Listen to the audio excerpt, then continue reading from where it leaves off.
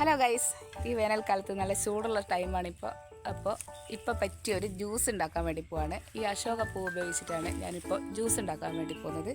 അതിനുവേണ്ടി നമുക്ക് ഈ അശോക പൂവുകൾ പറിച്ചെടുക്കാം. ഈ കാണുന്നതാണ് അശോക മരം.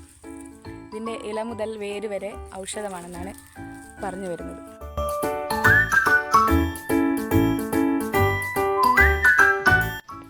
അങ്ങനെ അശോകപ്പൂവ് പറിച്ചെടുത്തിട്ടുണ്ട്. ഇനി ഇത് ജ്യൂസ് അടിക്കാൻ വേണ്ടി പോവാണ്. ഈ അശോകപ്പൂവ് അശോകം, ശോകനാശം ഇങ്ങനെ പല പേരിലാണ് ഇതറിയപ്പെടുന്നത്.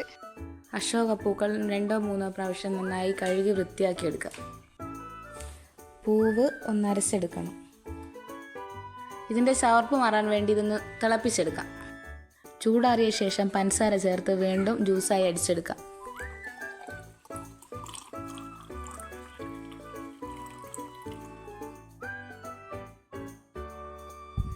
അങ്ങനെ അശോകപ്പൂ കൊണ്ടുള്ള ജ്യൂസ് ഇവിടെ റെഡിയാണ്.